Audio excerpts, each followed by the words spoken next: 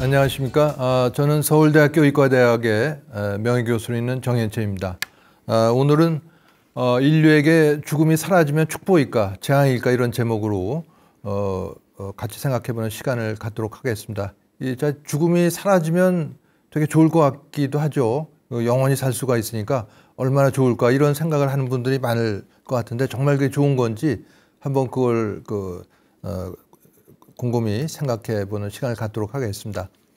자, 역사 속에 불로장생을 추구한 사람들 보면은 이게 중국에서는 도교가 그런 불로장생을 적극적으로 추구했는데 도교의 외단파가 있고 내단파가 있습니다.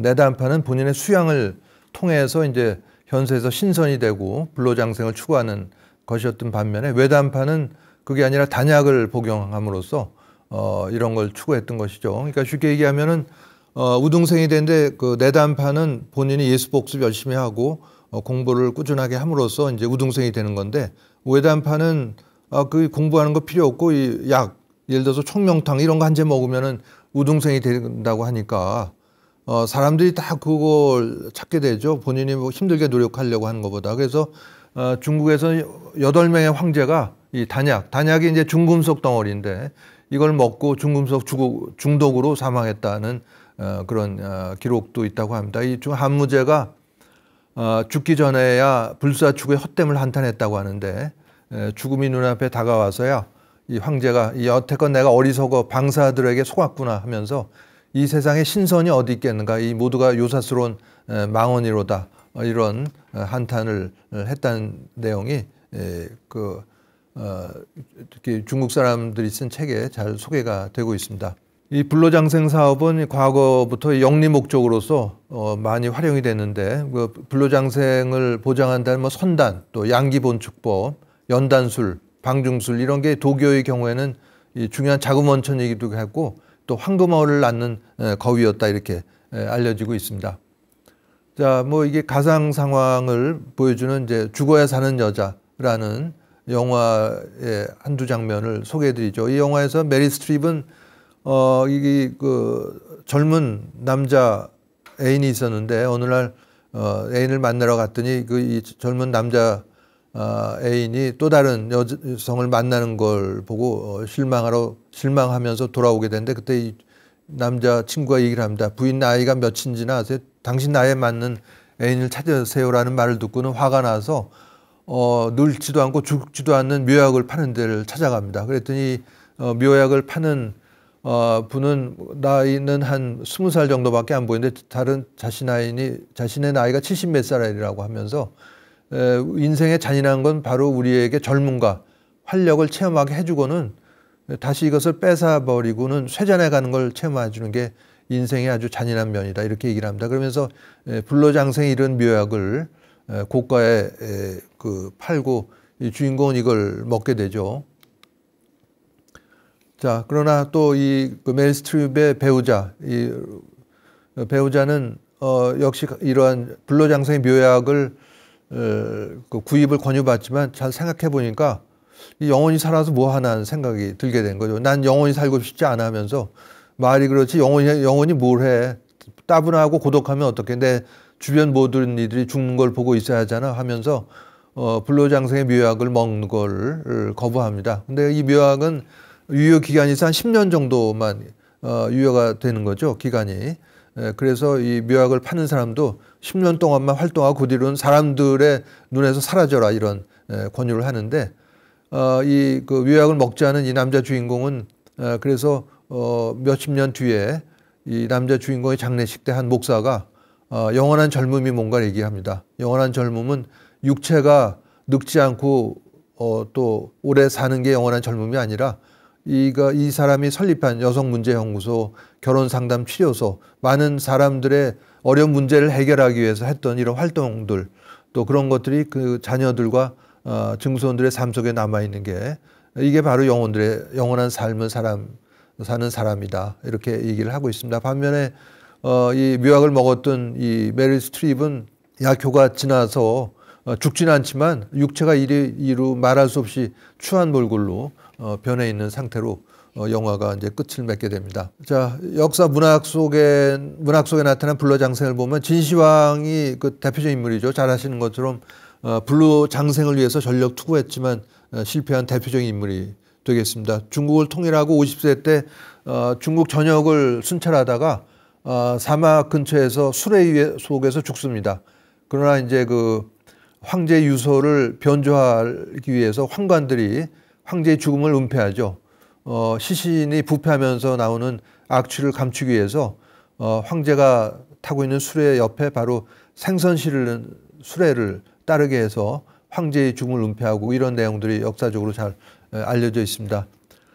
티토노스는 트로이의 왕자인데 이거는 19세기 영국 빅토리아 시대의 시인이 테니슨의 작품에 나오는 새벽의 여신 오로라 애인입니다. 그런데 오로라 애인은 그 인간 트로이 왕자가 인간이기 때문에 제우스 신을 찾아가서 로비를 하죠. 죽지 않게 해달라고. 그래서 이제 그 오로라의 로비 때문에 이제 티토노스는 불사의 몸이 되긴 했지만은 그때 깜빡 잊고 늙지 않게 해달라는 말을 잊어버립니다. 그래서 죽진 않는데 계속 늙어가기 때문에 이루 말할 수 없는, 형언할 수 없는 추한 모습을 계속 갖고 산다. 이런 게 이 작품에 소개가 되고 있습니다.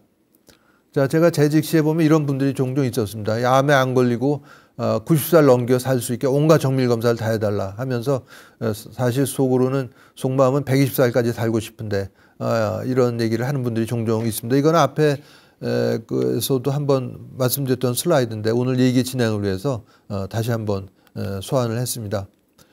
뱀파이어와의 인터뷰라는 이 작품 또 영화화 되기도 했는데 그래서 이 뱀파이어는 그 불로장생을 하니까 좋아할 것 같지만 그렇지 않습니다. 성장할 기회를 오히려 박탈당했고 이런 불로장생을 저주하고 따라서 이 죽을 능력이 있는 행복한 인간을 부러워한다. 그런 내용입니다.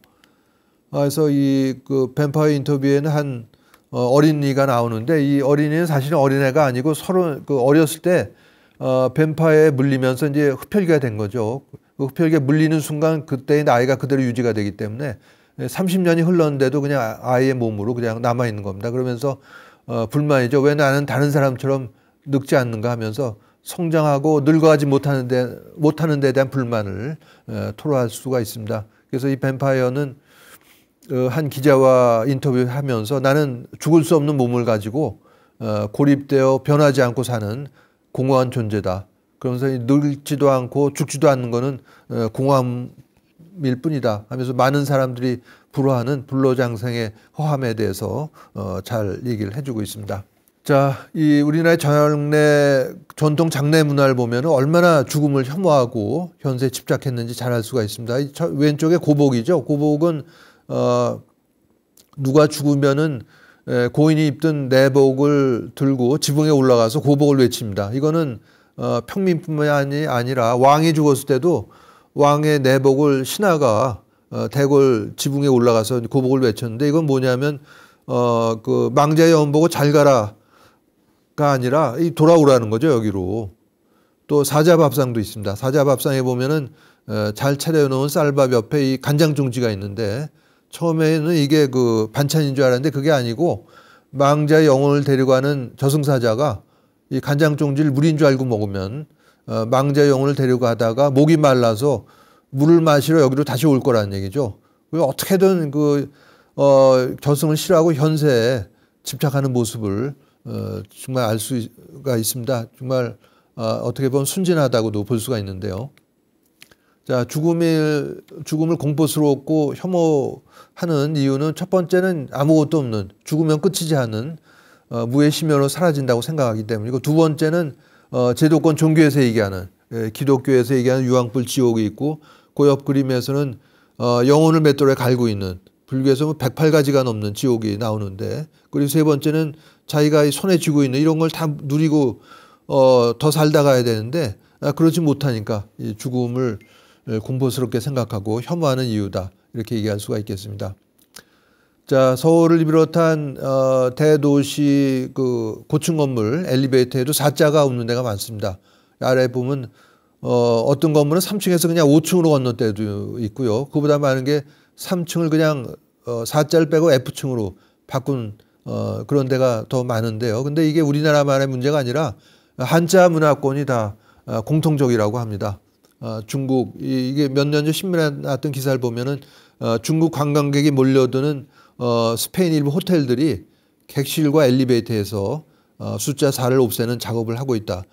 이런 그 글이 나온 바가 있습니다. 또 제가 그 타이완에서 7년간 유학을 하고 박사학위를 받은 어떤 철학 전공자 얘기를 들어보면은 타이완의 경우에는 자동차 번호판에도 4자를 잘 쓰지 않는다.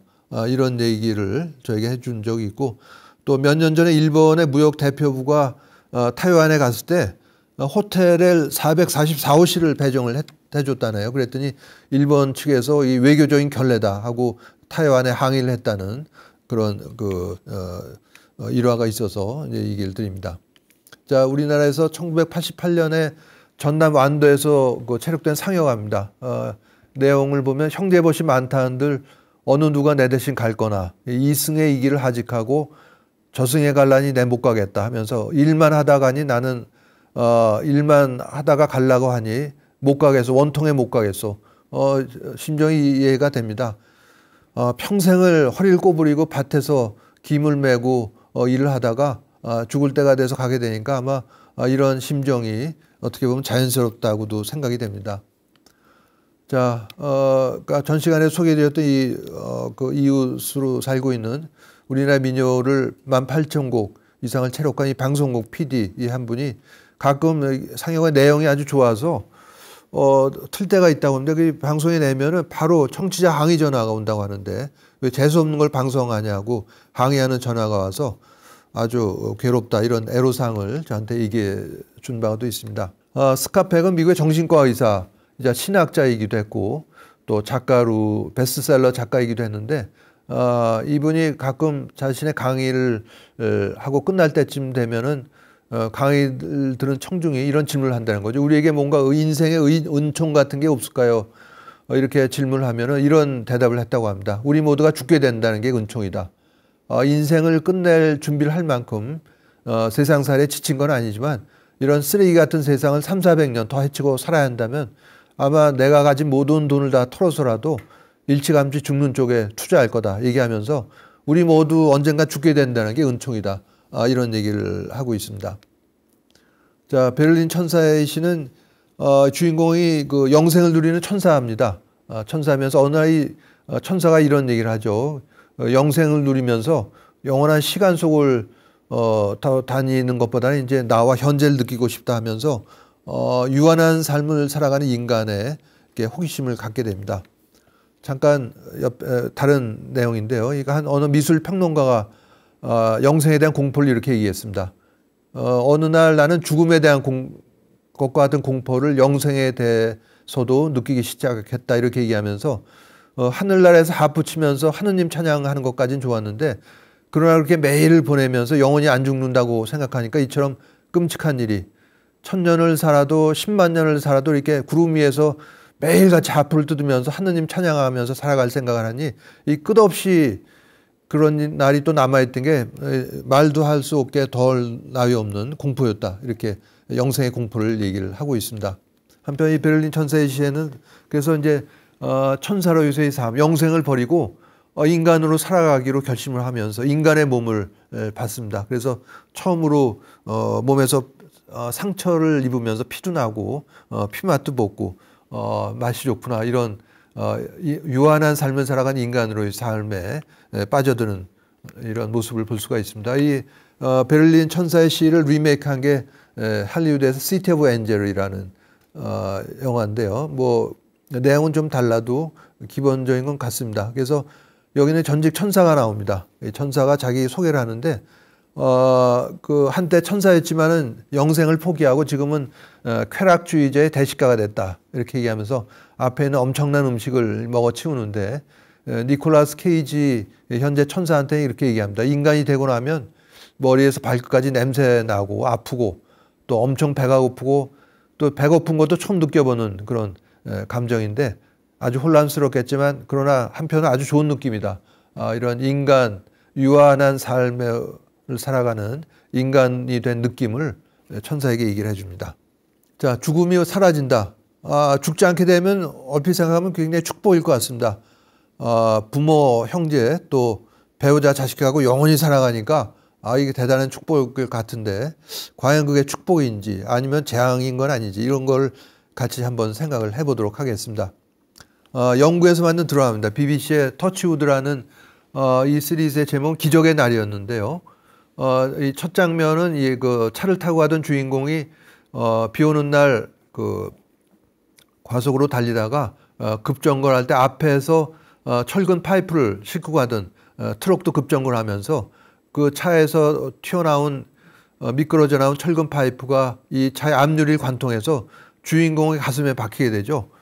즉사할 상황인데 죽질 않습니다. 이 주인공이. 그래서 응급실에 사실은 갔을 때 이미 심장이 멎고 숨도 안 쉬지만은 다 눈을 뜨고 있고 얘기도 합니다. 죽질 않는 거죠.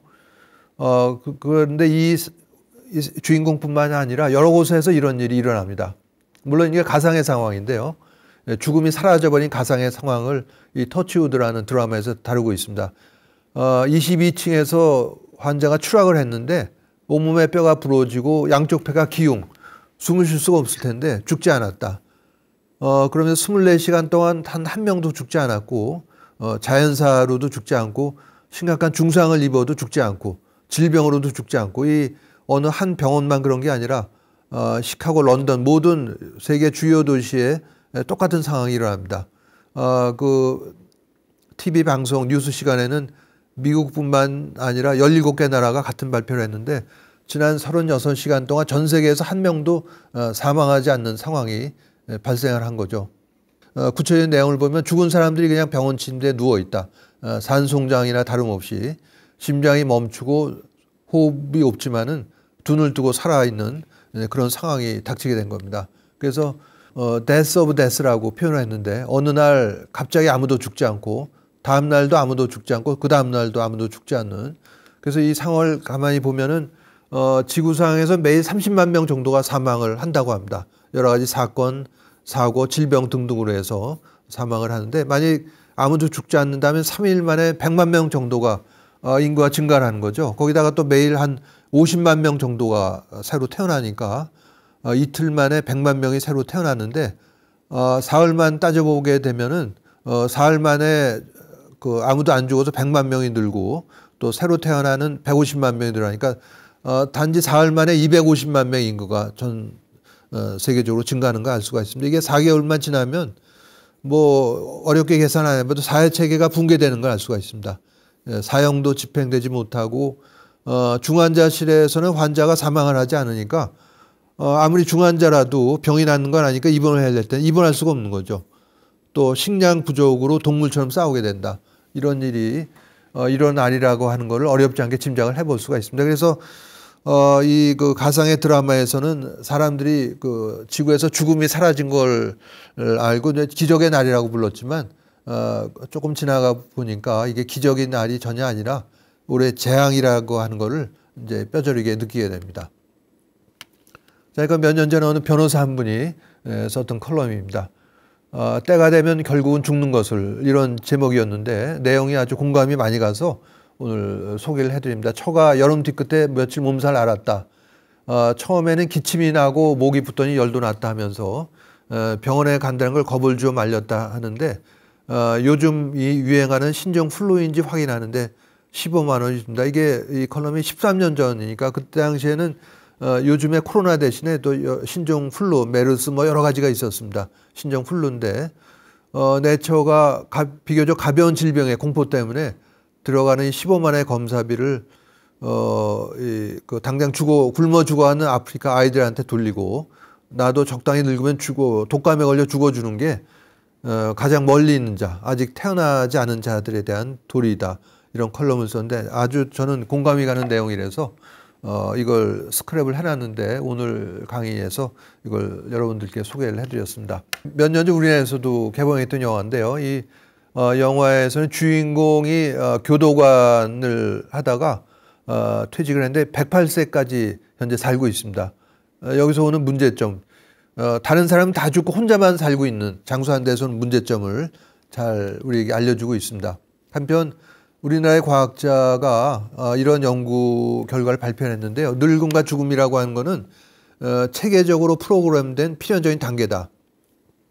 이 과학자는 노화에 관련된 유전자로 세 가지를 들고 있는데 이 휠체어 그림 위쪽에 있는 게 오래 살아, 우리말로 오래 살아를 영어로 옮긴 오래 살아 원 유전자, EIN2라는 유전자, MIR164라는 유전자, 세 유전자의 상호작용으로 인해서 노화가 이루어진다는 거죠. 그러니까 노화가 진행이 될수록 EIN2라는 유전자가 옆에 있는 MIR164 유전자의 분해를 막아서 ORL1, 오래 살아 유전자의 양이 증가한다고 합니다. 그러니까 이런 현상을 보면 당연히 이런 걸 생각해 볼 수가 있겠습니다. 그럼 노화가 진행될수록 어떤 유전자 양이 증가한다면은 그 유전자 증가하는 걸 막으면은 노화를 억제할 수 있지 않겠는가. 그래서 ORL1 그 유전자 노화가 진행될수록 증가하는 이 ORL1 유전자 양을 증가하는 걸 막아봤는데 그래도 노화를 막을 수 없었다는 거죠. 그래도 식물의 노화 죽음은 계속되더라. 결국 이거는 식물의 나이가 들면은 노화 죽음을 피할 수 없도록 프로그래밍 돼 있다는 명확한 증거다. 물론 이제 식물을 대상으로 한 연구지만 모든 생물이라는 점에서는 동물도 뭐 크게 다르지 않다 이렇게 얘기를 드릴 수가 있겠습니다.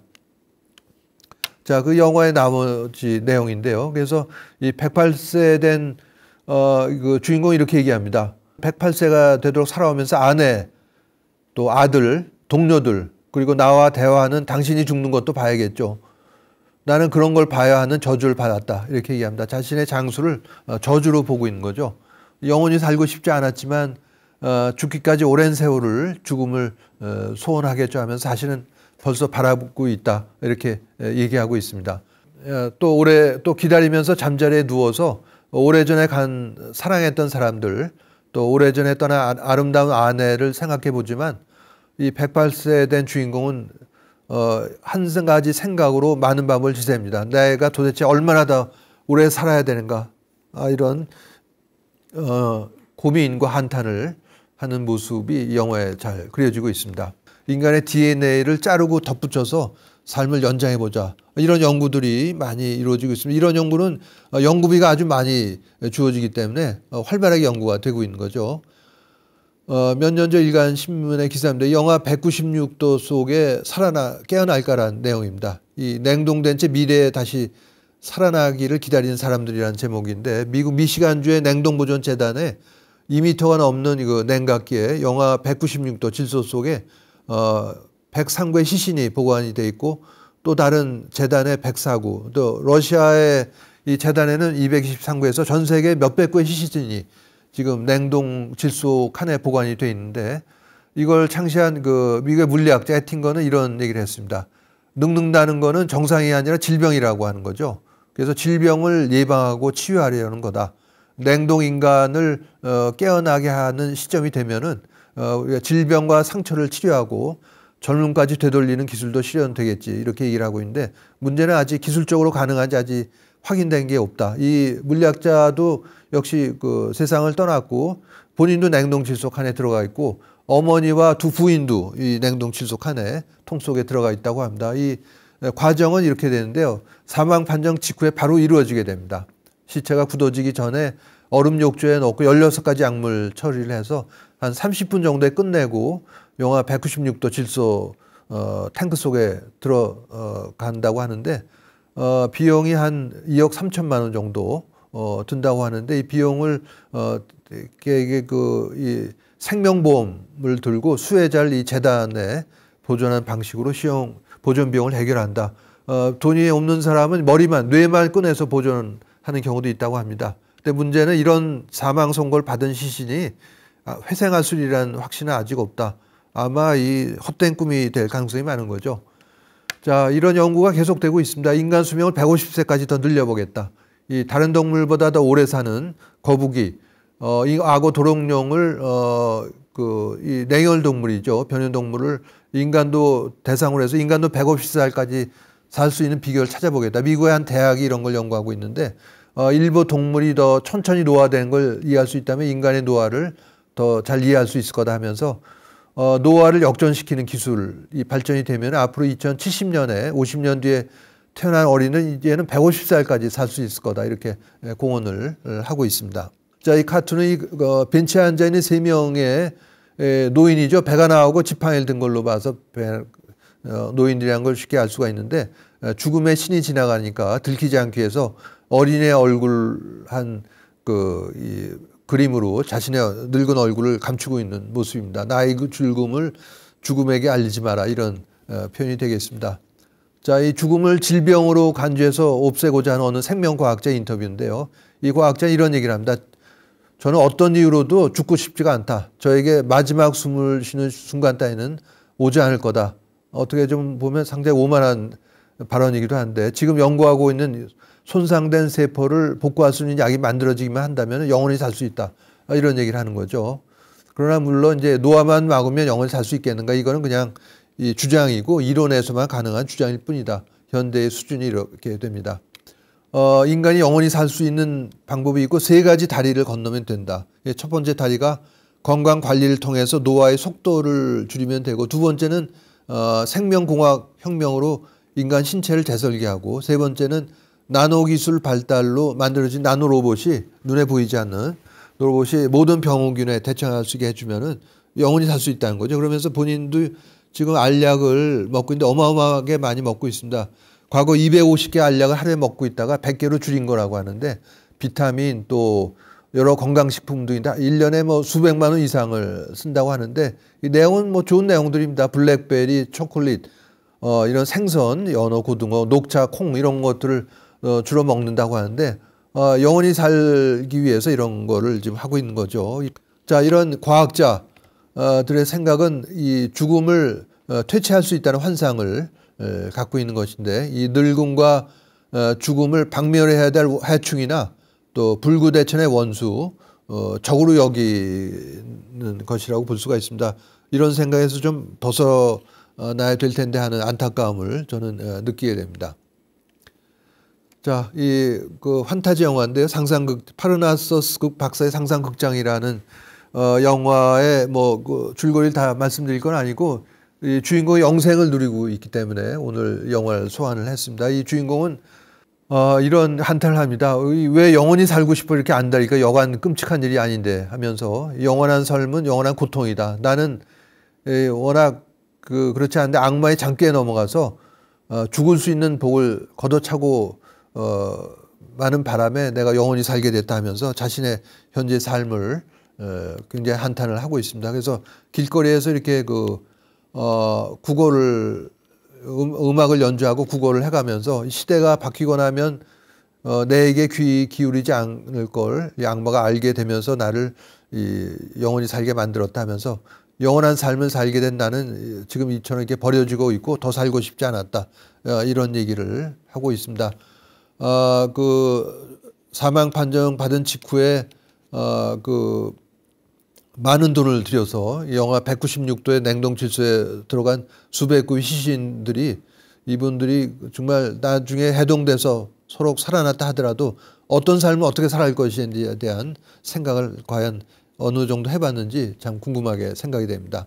영생을 얻기 위한 노력은 지금도 많이 이루어지고 있죠. 머리를 이식하는 방법도 있고 3D 프린터로 인체의 장기를 만들어서 사용하자. 또 인간 유전자와 흡사한 돼지의 장기를 인간에게 이식하는 이런 방법들, 이런 연구들이 잘 활발하게 이루어지는 거는 이런 분야에 대한 연구비가 많이 주어지기 때문에 이런 일들이 왕성하게 일어나고 있는 거죠. 몇 년 전 우리나라 신문의 컬럼에는 건강 근본주의라는 그런 컬럼이 있는데 아주 공감된 내용이라서 소개를 합니다. 이 컬럼에서 근본주의가 가진 문제는 자신의 도구마의 모든 걸 악으로 규정하는 데 있다 얘기하면서, 신체적 건강에 대한 한국인들의 집착이 거의 하나의 도구마가 근본주의가 되고 있다. 그렇게 얘기하면서 건강하고 힐링, 웰빙에 대한 강조가 넘쳐나지만 이 무엇을 위해서 건강해야 되고 무엇을 위해서 또 왜 잘 살아야 되는지 그런 사유는 정지되어 있다. 이렇게 비판하면서 표준에서 벗어난 거, 더러운 거, 뚱뚱한 거, 약한 거, 이런 거, 건강하지 않아 보이는 거를 무차별 공격하고 있다. 이런 건강 근본주의에 대한 비판을 하고 있습니다. 네, 저도 오래전에 즐겨봤던 은하철도 999의 그 원작자인 일본의 원작자는 1938년생입니다. 일본의 전쟁 세대였고 어린 시절 전장터에서 총알을 주며 놀았다고 하는데 전쟁이 일상터였다고 얘기를 합니다. 그래서 어릴 때부터 사람의 생명엔 끝이 있다는 걸 알고 있었다 얘기를 하면서 그때부터 그 때문에 한정된 삶을 열심히 살아야겠다고 생각했다 얘기를 합니다. 이 은하철도 999에는 이 기계 인간, 영원한 삶을 살아가는 기계 인간도 등장하는데 이 원작자는 이렇게 얘기합니다. 살아있다는 건 관정된 시간을 사는 걸 의미한다. 영원히 살 수 있다면 대충대충 살 수 있지 않겠어요? 얘기하면서 설사 기계로 영원히 살 수 있다고 하더라도 자기는 유한한 인간의 삶을 선택할 거다. 이런 얘기를 우리나라에 왔을 때 기자와 인터뷰에서 한 적이 있습니다.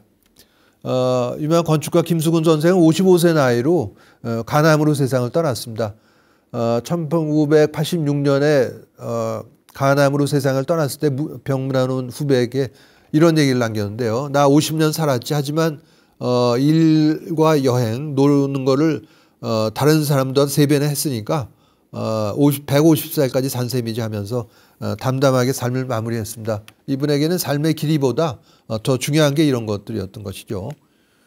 자, 폐렴은 수십 년 전만 해도 노인의 친구라고 했습니다. 이 왼쪽이 정상인의 가운데 심장과 오른쪽 폐, 왼쪽 폐를 보여주고 그 아래쪽이 2018년 이게 제가 폐렴을 앓았을 때의 사진입니다. 그 양쪽 폐 아래쪽을 허연 우명이 보이는 게 바로 폐렴의 사진인데, 자 왼쪽에 이 그림은 아마 몇 번 나왔던 그림입니다. 이 그 1950년대만 해도 집에서 많은 가족과 지인들이 지켜보는 가운데 임종을 맞고 있는 장면에서 2000년대 들어와서는 이렇게 중환자실에서 혼자 세상을 떠나는 이런 것들을 죽음의 현대화 또 의료화라고 얘기를 합니다. 미국 대통령들 보면은 초대 워싱턴 대통령은 목에 염증 발견되고 나서 다음 날 사망을 했다고 하고 3명의 대통령 뇌졸중 증세 있고 이틀 내 또 어떤 대통령은 심근경색 있고 나서 사흘 뒤에 사망을 했다 이런 기사가 난 적이 있습니다. 이런 증세 또 여러 가지 중요한 병이 올 경우에 뭐 며칠 내로 세상을 떠났던 거죠.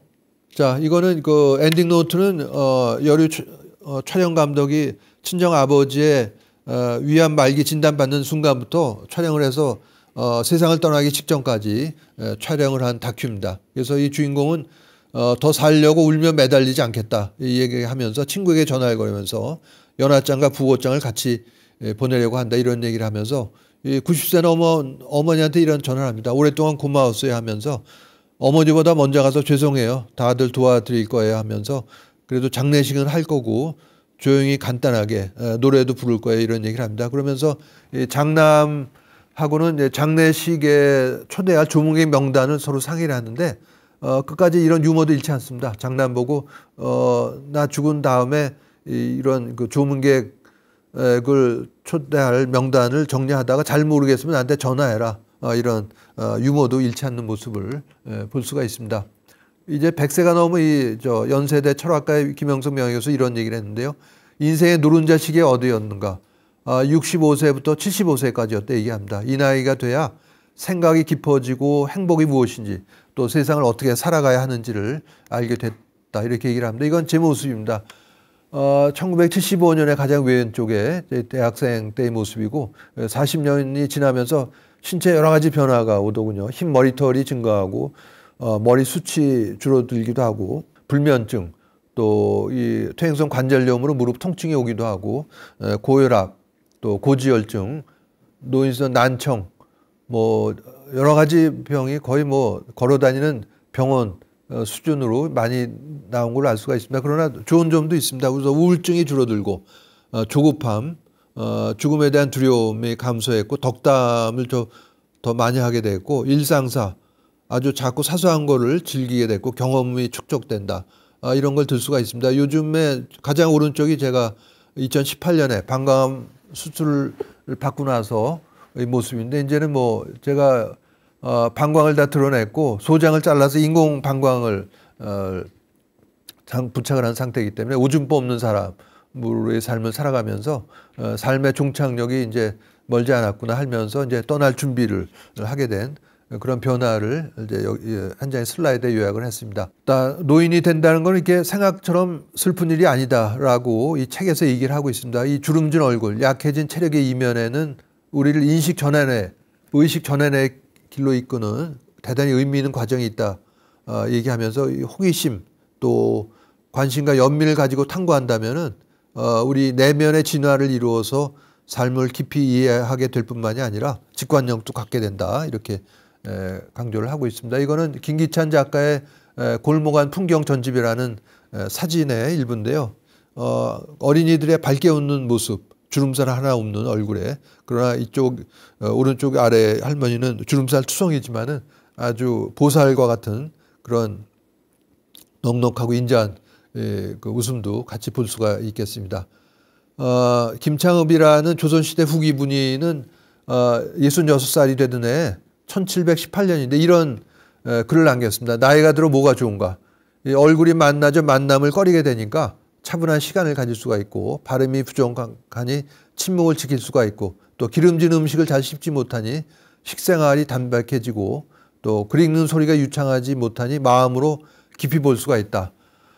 차분해진 정신이 평안해지고 침묵을 지키니 잘못이 줄어들고 또 식생활이 담백해지니 복이 온전해지고 마음으로 깊이 배우니 도가 응집된다 하면서 이 손익을 따져보면 더 좋아지는 게 오히려 많지 않겠는가 하면서 나이 들어 좋은 점을 이렇게 일일이 열거를 해주고 있습니다. 김수영 씨는 47살의 세상을 떠났는데요. 이 늙고 있다는 기쁨이란 그래서 이렇게 얘기하고 있습니다. 늙고 있다는 게 얼마나 기쁨인가, 이게 얼마나 다행스러운가 하면서 내가 어쩌다 이런 행운을 타고 늙고 있는지 감사하다 얘기를 하고 있습니다. 늙어서도 더욱 기쁨과 설렘의 골짜기에 들 수 있기를 간절히 기도하면서 늙었지만 젊고 나이가 많지만 싱싱한 영혼으로 현재를 살고 또 미래를 깨우는 일에 정성을 바치면서 삶을 끝없이 열어가는 모습이 그립다. 이런 늙고 있다는 기쁨을 얘기하기도 했습니다. 영화 한 편 소개해드릴 때 이 영화는 아주 평범한 사람들의 내용입니다.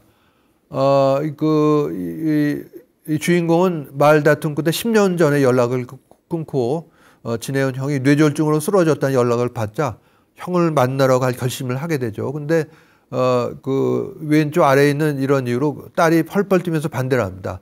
우선 아버지는 시력이 나빠서 운전 못하고 좌골 신경통으로 2분도 서 있질 못하고 앉았다 일어서려면 통증 때문에 신음소리를 내야 된다. 큰아버지 대가 600km가 떨어져 있고 버스도 없고 지금 나이가 73이다. 그리고 절대 못 간다 펄펄 뛰지만은 이 주인공은 형을 만나러 갔던 결심을 굳게 세우면서 잔디 깎는 기계에다가 수레를 연결해서 식량과 침량을 준비하고 풍찬 노숙을 해가면서 며칠 걸려서 만나러 가게 됩니다. 그러면서 중간에 여러 사람도 만나게 되는데요. 지난번 10년 전에 서로에게 용서하지 못할 말을 했다 하면서 헛된 자존심을 모두 털어버리는 여행인데 너무 늦은 게 아니면 좋겠어 하면서 10년이나 지낸 형제로서 그렇게 분노했던 일도 이제 보니 아무것도 아닌데 이제는 평화로이 함께 앉아 별을 보고 싶소. 그 옛날에 그랬던 것처럼 하면서 자신의 소회를 털어놓죠. 그러다 마침내 형이 살고 있는 오두막집에 도착을 합니다. 그림 2에서 보이는 이 잔디 깎는 기의 수레를 연결한 모습인데 형이 이걸 보고 날 보러 저걸 타고 여기까지 온 거냐 얘기했더니 그래 형 얘기하면서 죽기 전에 마음의 앙금을 다 풀게 되죠. 이렇게 형을 만나고 얼마 뒤에 주인공 세상을 떠납니다. 이것도 우리가 아마 영원히 산다면 이런 일을 할 생각 또 서둘러 살 생각을 아마 하지 않을 거라고 생각을 합니다. 그 춤추기를 즐기던 이 사회학 교수 모리 교수가 루게릭병에 걸리면서 누워있게 되자 제자인 미첼 본과 매주 화요일 날 12번을 만나서 낸 책이 모리와 함께한 화요일인데 거기서 이런 장면이 나오죠. 파도에 대한 비유가 나옵니다. 해변에 부서지는 파도를 보고 작은 파도는 너무나 무서웠어 하면서 다른 파도가 물어보는 거죠. 왜 이렇게 슬퍼하냐 물어봤더니 작은 파도가 넌 부딪혀 부서질 거잖아. 우리 파도들은 사라져 버릴 거라고 몰라 했더니 다른 파도가 얘기합니다. 넌 모르는구나. 넌 단지 파도가 아니야. 파도의 일부라고 얘기를 해줍니다. 오래전에 상映했던 아바타에는 자연으로부터 빌린 에너지를 다시 돌려주는 게 죽음이다. 이런 내용의 대사가 나옵니다. 이 나비 행성의 이 원주민들은 보통 자연과의 깊은 교감을 갖고 있고 에너지의 흐름을 얘기한다면서 모든 에너지라고 하는 건 잠시 빌린 것이기 때문에 이걸 다시 돌려줘야 되고 그게 다시 죽음이다 이렇게 얘기를 하고 있습니다. 이거는 1991년에 눈 덮인 곳에 차를 잘못 들어와서 길을 잃은 노 부부가 고립이 되면서 결국 사망을 하는데 그 사망하기 전 18일 동안 남긴 글이 되겠습니다. 첫 번째 글은 아이들아 하고 싶은 이야기가 너무 많은데 가족의 우애를 절대 저버리지 마라. 우리가 손자 손녀를 사랑한다는 사실 알게 해다오 하면서 지금은 2시간마다 5분씩 엔진을 켜고 히터를 틀어 몸을 녹이는데 어떤 일이 날지 알 수가 없고 이제 완벽하게 하늘의 섭리에 모든 걸 맡기고 또 얘기합니다. 며칠 뒤에 오늘 7번째 밤인데 기름이 다 떨어져서 히터를 틀 수가 없다. 며칠 뒤에는 한 모금의 물이 한 입의 음식이 이렇게 귀한 줄 다시 잊지 않게 될 것이다. 너희 모두를 사랑했다면서 며칠 뒤에는 남편이 오늘 세상을 떠났다 얘기합니다. 모든 게 평온하다. 그가 세상을 떠난 것조차 몰랐다. 남편이 남긴 마지막 말은 주님께 감사하다는 말을 남겼고 나도 곧 그의 뒤를 따를 것으로 생각이 되는데 하고 싶은 이야기가 많지만은 시간이 별로 없는 것 같고 앞이 잘 안 보인다. 잘 있거라. 너희 모두를 사랑한다. 이런 편지를 남겼습니다. 수색대에 의해서 몇 달 뒤에 발견이 되고 편지를 발견한 가족 자녀들에 의해서 이 편지가 세상에 알려지게 됐죠. 소크라테스는 죽음은 인간이 받을 수 있는 축복 중에 최고의 축복이다. 이런 말을 남겼고 20세기 신비가 다스칼로스는 인간은 저승사자 입맞춤보다 또 달콤한 키스를 맛본 적이 없으리라. 이런 말을 남기기도 했습니다. 이 말만 들으면 이게 도대체 무슨 말인가 할 텐데 지금까지 말씀드렸던 이런 내용을 다 곰곰이 곱씹어서 아마 생각해 보시면은 이런 말의 뜻을 충분히 이해하게 되시리라 생각이 됩니다. 이게 죽음이 없어지면은 이런 축복도 받을 수가 없는 거죠. 또 더 달콤한 키스를 맛볼 기회도 없어지게 되는 것이다. 이렇게 말씀드릴 수가 있겠습니다. 장시간 강의를 들어주시느라고 대단히 수고가 많으셨습니다. 감사합니다.